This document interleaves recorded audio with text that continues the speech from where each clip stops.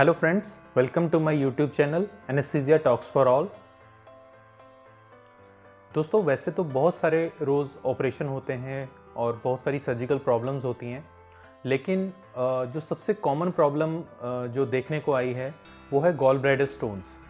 Almost हर जगह आपने देखा होगा, आपने सुना होगा, अपने रिलेटिव्स में, अपने फ्रेंड्स में आपने देखा होगा कि मोस्टली काफ़ी लोगों को ये शिकायत रहती है गॉल ब्लैडर में जो स्टोन हो जाते हैं और उससे रिलेटेड जो पेन होता है। दोस्तों, आज का वीडियो उसी से संबंधित है, गॉल ब्लैडर स्टोन्स।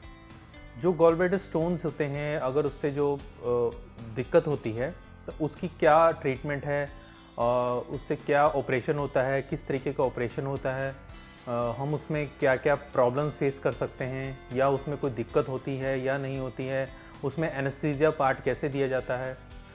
दोस्तों, मैंने ऑब्ज़र्व किया है कि बहुत सारे लोगों को इस प्रॉब्लम का पता होता है, क्योंकि किसी कारणवश उनको कभी ना कभी पेन होता है तो वो अपना अल्ट्रासाउंड करवाते हैं और अल्ट्रासाउंड में उनके गॉल ब्लैडर में स्टोन्स बता दिया जाता है। और उनको पेन कई बार हो चुकी होती है, 2-3 बार ऑलरेडी पेन हो चुकी होती है, जो कि इंजेक्शन या मेडिसिन से ठीक हो जाती है।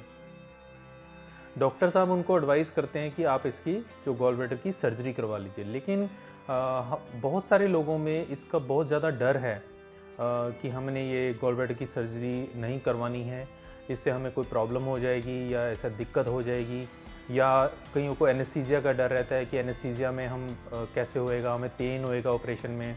इस वजह से मेरी ये ऑब्जर्वेशन है कि बहुत सारे लोग इस ऑपरेशन को डिले करते हैं। जैसा कि मैंने शुरू में बताया कि गॉल ब्लैडर स्टोन्स का जो इलाज है वो मोस्टली सर्जिकल है। कभी कभार बहुत ही रेयर केसेस में मेडिसिन से ये ट्रीटमेंट हो जाता है, लेकिन उसमें ये है कि वो कब नेक्स्ट टाइम आपको पेन हो जाए उसका हम कुछ प्रेडिक्ट नहीं कर सकते। बाकी और भी जो क्वैक्स हैं वो अपना अलग ट्रीटमेंट चलाते हैं इसमें, बट वो रिलायबल नहीं है। जो डेफिनेटिव ट्रीटमेंट है वो इसका सर्जिकल ट्रीटमेंट है, जिसको हम कोलेसिस्टेक्टमी बोलते हैं। तो आज हम कोलेसिस्टेक्टमी के बारे में ही मैं स्ट्रेट अवे डिस्कस करूँगा कि ये किस तरीके की होती है और इसमें क्या क्या स्टेप्स होते हैं, मरीज़ को किन किन चीज़ों का ध्यान रखना होता है और इसमें एनेस्थीसिया किस तरीके से दिया जाता है। सबसे पहले हम ये जान लेते हैं कि जो गॉल ब्लैडर होता है उसकी लोकेशन कहाँ होती है, इसका पेन कहाँ पे मोस्टली प्रेजेंट करता है। तो अगर आप ये पिक्चर में देख पा रहे होंगे तो इसका जो गॉल ब्लैडर होता है वो लिवर के जस्ट नीचे होता है, यानी राइट साइड में अगर आप देखें तो वहाँ पे उस लोकेशन पे पेन होता है पेशेंट को, जब जिसके भी स्टोन हो गए होते हैं। स्टोन्स जो होते हैं वो हमारे, क्योंकि इंडियन जो डाइटरी हैबिट्स हैं उसकी वजह से अक्सर स्टोन फॉर्मेशन की टेंडेंसी रहती है। गॉल ब्लैडर में भी स्टोन बन जाते हैं, किडनी में भी स्टोन बन जाते हैं। जिन लोगों को ये पेन होता है राइट अपर साइड में, उनको इस चीज़ का बहुत ही एक्टिवली बहुत ध्यान देना चाहिए, उसको इग्नोर नहीं करना चाहिए। कहने का मतलब ये है, आप इमीडिएटली डॉक्टर से कंसल्ट करें, वो आपको अल्ट्रासाउंड एडवाइस करेंगे जिनको पहली बार पेन होता है। अल्ट्रासाउंड में मोस्ट लाइकली आपके गॉल ब्लैडर में स्टोन्स आ जाता है, या कोई और हो सकता है राइट साइड की किडनी में स्टोन आ जाए, लेकिन एटलीस्ट आपकी प्रॉब्लम जो है वो डायग्नोसिस उसका बन जाएगा। जब आपका डायग्नोसिस बन जाता है कि आपको गॉल ब्लैडर में स्टोन्स हैं और उसका ऑपरेशन होगा, डॉक्टर साहब आपको ये एडवाइस कर देते हैं कि जो स्टोन्स हैं वो बड़े बड़े हैं या मल्टीपल स्टोन्स हैं, बहुत सारे स्टोन्स हैं, तो जो सर्जन है वो आपको एडवाइस कर देते हैं कि इसका ऑपरेशन होगा। उस समय सारी प्रॉब्लम जो है वो शुरू होती है, क्योंकि पेशेंट ये सोचता है कि मैं तो बिल्कुल ठीक था, मुझे थोड़ा सा ही दर्द हुआ था और डॉक्टर साहब ऑपरेशन के लिए कह रहे हैं, हम ऑपरेशन करवाएं या ना कराएं। इस वजह से बहुत जो है दुविधा में आ जाते हैं लोग, और उनको सबसे पहले उनको डर लगता है कि भाई हमने ऑपरेशन तो करवाना ही नहीं है, हम ऑपरेशन में जा ही नहीं सकते, मैं किसी भी तरीके से ऑपरेशन नहीं करवा सकती या करवा सकता। उनको एक फोबिया होता है ऑपरेशन से। तो यहाँ मैं आपको ऑपरेशन के बारे में बताने से पहले आपको ये कुछ चीज़ें क्लियर कर दूँ, हालांकि मेरे प्रीवियस वीडियोज़ में मैंने कुछ एक्सप्लेन किया है इनके बारे में। आपको इस ऑपरेशन से बिल्कुल भी घबराने की ज़रूरत नहीं है। ये ऑपरेशन रूटीन ऑपरेशन है, और जैसा कि मैंने बताया कि ये काफ़ी कॉमनली बीमारी भी पाई जाती है और इसका ऑपरेशन भी बहुत कॉमनली ऑलमोस्ट हर जगह पे किया जाता है, गॉल ब्लैडर सर्जरी जो है। और बड़ी सेफली तरीके से की जाती है। इसमें किसी भी तरीके की कोई परेशानी नहीं होती पेशेंट को और कोई इसमें दर्द नहीं होगा। आपको एनेस्थीसिया पार्ट से आपको देखा जाएगा और आपको कोई पेन नहीं होने दी जाएगी, आपको बेहोश कर दिया जाएगा और ऑपरेशन के बाद होश में आ जाएंगे। तो ये जो आपके मन में या आपके दिमाग में कुछ धारणाएं बनी हुई हैं कि हमें दिक्कत होएगी, हमारे ऑपरेशन में परेशानी हो जाएगी या हमें दर्द होगा, आप प्लीज़ उस चीज़ को बिल्कुल निकाल दें। आपको कोई भी परेशानी नहीं होगी। अगर आप इस ऑपरेशन को डिले करेंगे, यदि आप अपनी इस बीमारी को इलाज नहीं करवाएंगे, तो तब हो सकता है कि आपकी प्रॉब्लम जो है वो बढ़ जाए। आपके जो पित्ते में जो इन्फेक्शन हो रही है उसका जो स्तर है वो बढ़ जाए और आपका पित्ता फट भी सकता है। वो सब कॉम्प्लिकेशंस आगे मैं थोड़े बताऊंगा आपको। तो इसको डिले करने पर, इसके ट्रीटमेंट को डिले करने पर हमें प्रॉब्लम का सामना करना पड़ सकता है।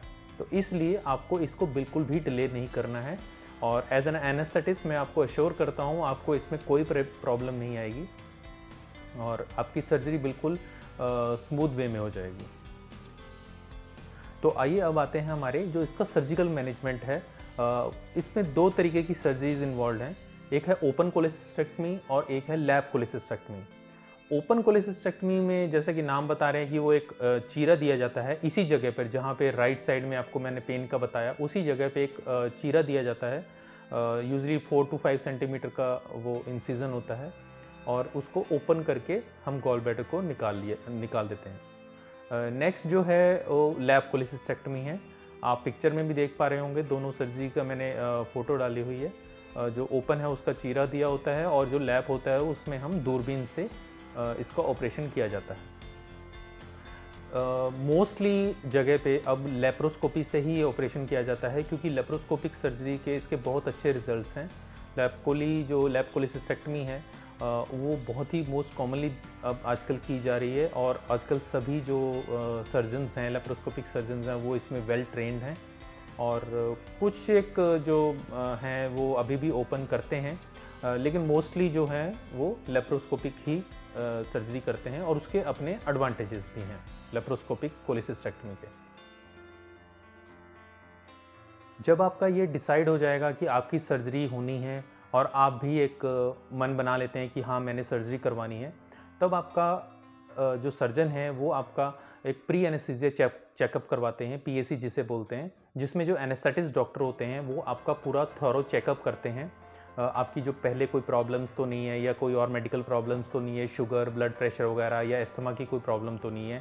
आपके जो ब्लड टेस्ट होते हैं उनको चेक किया जाता है, ईसीजी को चेक किया जाता है और कोई आपको कोई दिक्कत तो नहीं है किसी तरीके की, वो सब आपका पूरी एनालिसिस की जाती है, पूरा असेसमेंट किया जाता है, जिसको हम प्री एनेस्थीसिया चेकअप बोलते हैं। पीएसी होने के बाद आपको एक टाइम दे दिया जाता है, डेट दे दी जाती है कि इस दिन आपका ऑपरेशन होगा। उस दिन आपने खाली पेट रहना होता है। जब आपको ऑपरेशन के लिए लेके जाया जाएगा तो आपको पूरा कन्विंस किया जाएगा, आपको समझाया जाएगा कि क्या प्रोसीजर होना है और जब आप ऑपरेशन थिएटर में जाएंगे आपको जो आपके एनेस्थेटिस्ट डॉक्टर हैं वो मिलेंगे, वो आपसे फिर से बात करेंगे, आपसे फास्टिंग जो आपका खाने का स्टेटस है वो पूछेंगे कि आपने कुछ खाया तो नहीं है और उसके बाद आपको जो एनेस्थीसिया के बारे में समझाया जाएगा। तो एनेस्थीसिया इसमें मोस्टली दो तरीके का ही एनेस्थीसिया होता है, जैसे स्पाइनल और जनरल एनेस्थीसिया। जो ओपन कोलेसिस्टेक्टमी है यानी चीरे वाला जो ऑपरेशन होता है वो मोस्टली स्पाइनल में किया जाता है, लेकिन जो लेप्रोस्कोपिक सर्जरी है वो जनरल एनेस्थीसिया में ही आइडियली की जाती है।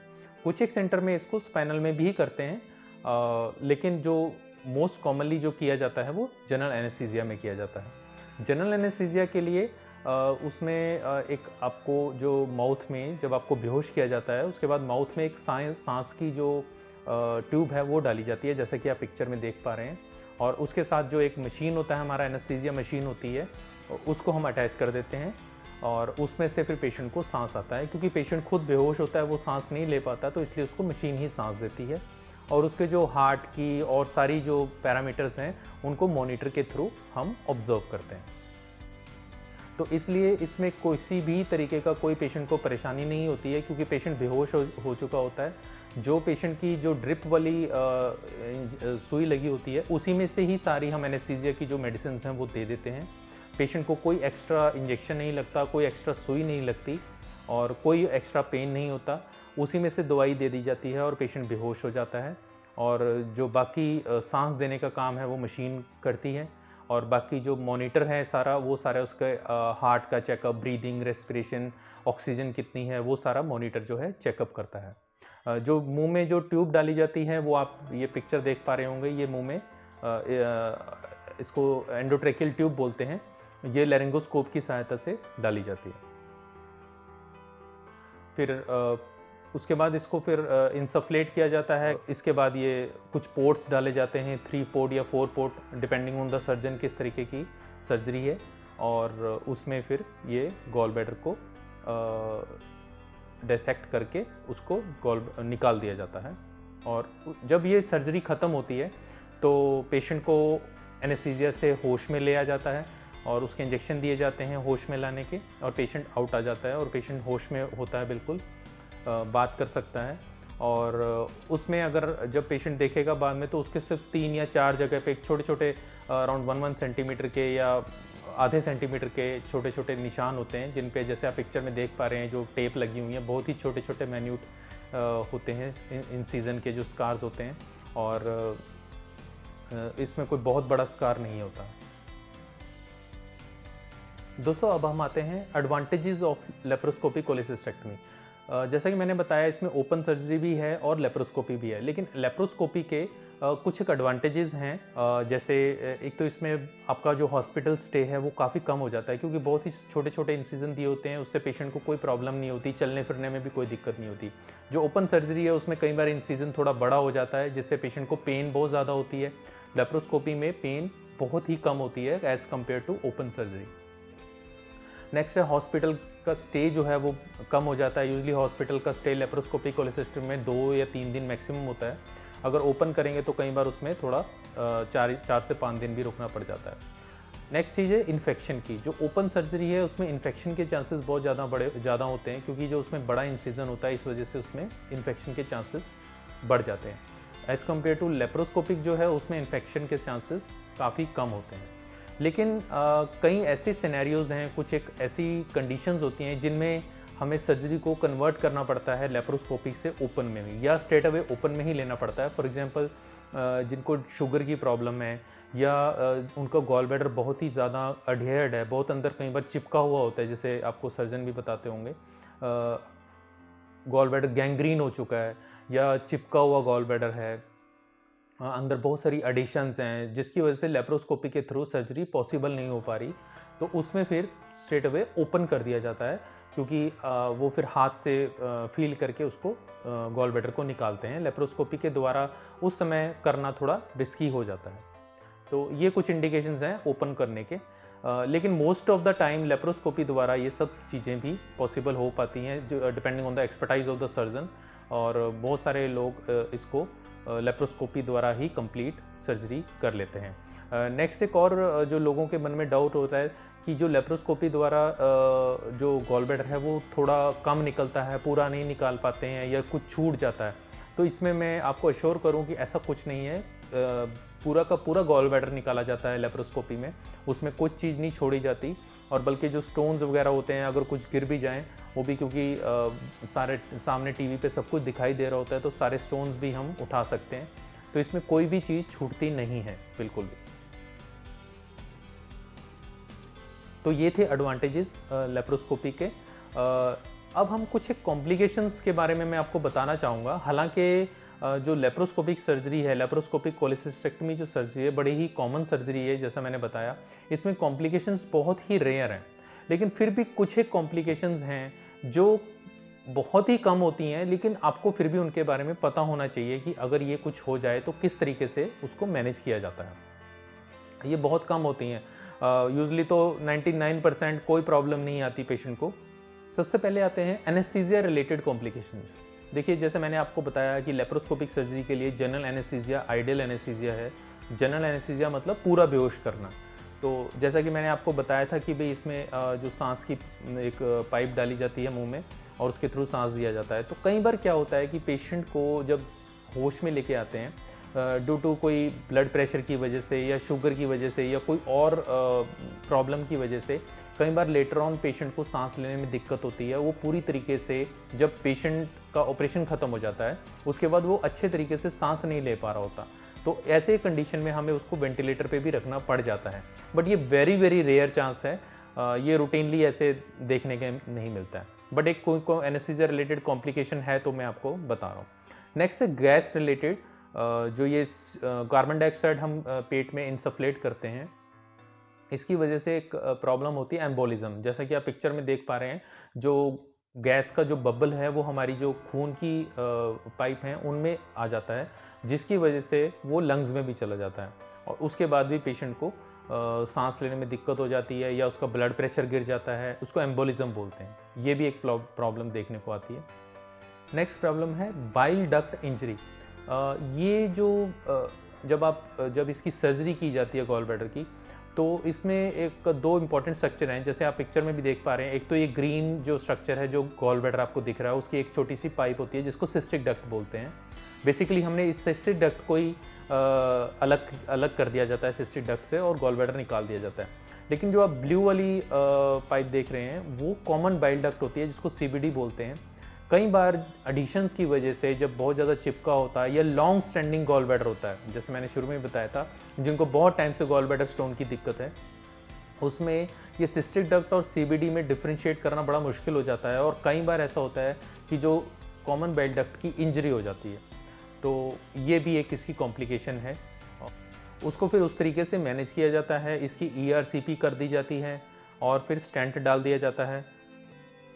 नेक्स्ट है, कई बार जब ऑपरेशन कर रहे होते हैं तो गॉल ब्लैडर में बहुत सारे मल्टीपल स्टोन्स होने की वजह से गॉल ब्लैडर कई बार अंदर ही जो है वो परफोरेट कर जाता है, यानी फट जाता है। तो उसमें जो स्टोन्स हैं वो सारे के सारे स्टोन्स निकल जाते हैं। ये ऑपरेशन के दौरान भी हो सकता है, ऑपरेशन से पहले भी हो सकता है। अगर ऑपरेशन से पहले होता है तो वो जो भी गॉल ब्लैडर के अंदर स्टोन्स हैं वो सारे बाहर आ जाएंगे, जो उसके अंदर मटेरियल है, फ्लूइड है, पानी है, वो भी बाहर आ जाएगा और उसकी वजह से पेट में इन्फेक्शन फैलने का बहुत ज़्यादा डर रहता है। जब ये सर्जरी हो जाती है, सर्जरी के दौरान अगर ये करता है तो वैसे पूरी कोशिश की जाती है कि उसको साफ़ कर दिया जाए, जो पानी से या साफ़ सफाई से उससे पूरा क्लीन कर दिया जाए, ताकि जो भी स्टोन कुछ गिरे हैं उनको हम उठा लें और उनको ऐसा वहाँ पे छोड़ा नहीं जाता है और पूरा क्लियर कर दिया जाता है।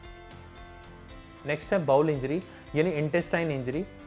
जो आंत होती है उसमें कई बार जो ये दूरबीन डालते हैं उससे कई बार प्रॉब्लम आ जाती है, उससे परफोरेशन हो जाती है। जैसा कि आप पिक्चर में देख पा रहे हैं, छोटा मोटा उस पर कोई ब्रीच हो जाता है और उसको फिर उस तरीके से मैनेज किया जाता है। ये खासकर उन पेशेंट्स में होता है जिनकी पहले कोई सर्जरी हुई होती है, जिसकी वजह से एडिशंस हो गई हैं और फिर ये बाउल इंजरी होने के चांसेस काफ़ी बढ़ जाते हैं। नेक्स्ट है पोर्ट साइट इन्फेक्शन। तो ये जैसा मैंने आपको बताया 3 पोर्ट या 4 पोर्ट करते हैं। जैसे 4 पोर्ट्स का मतलब है कि जो 4 जो जगह से जो दूरबीन और इंस्ट्रूमेंट्स डाले जाएंगे। तो कई बार जो शुगर वाले पेशेंट्स होते हैं या जिनको पहले से ही इन्फेक्शन हुआ होता है, उसमें कई बार पोर्ट जहाँ से डाला है वहाँ पे जो 1 सेंटीमीटर या लेस देन 1 सेंटीमीटर का जो छोटा इंसिजन दिया होता है, वहाँ पे इन्फेक्शन हो जाती है। तो उसको फिर एंटीबायोटिक वगैरह से, रेगुलर ड्रेसिंग से उसको ट्रीट किया जाता है। ये भी एक अलग कॉम्प्लिकेशन है। इसी पोर्ट साइड पे एक और कॉम्प्लिकेशन होती है जिसको हर्निया बोलते हैं। वहीं जहाँ पे इंसिजन दिया गया था छोटा पोर्ट साइड पे, खासकर ये अम्बिलिकल वाला जो पोर्ट साइड होता है उस पर ये हर्निया काफ़ी कॉमनली होता है। वहाँ से जो वॉल है वो वीक हो जाती है और वहाँ से हर्निया बन जाता है। तो दोस्तों ये था गॉल ब्लैडर की सर्जरी के बारे में छोटा सा एक ओवरव्यू। उम्मीद है आपको ये अच्छा लगा होगा और इसमें यदि आपकी कोई डाउट हो या किसी भी तरीके का आपको कोई परेशानी आ रही हो तो आप मुझे कमेंट सेक्शन में लिख सकते हैं और आपका बहुत बहुत धन्यवाद।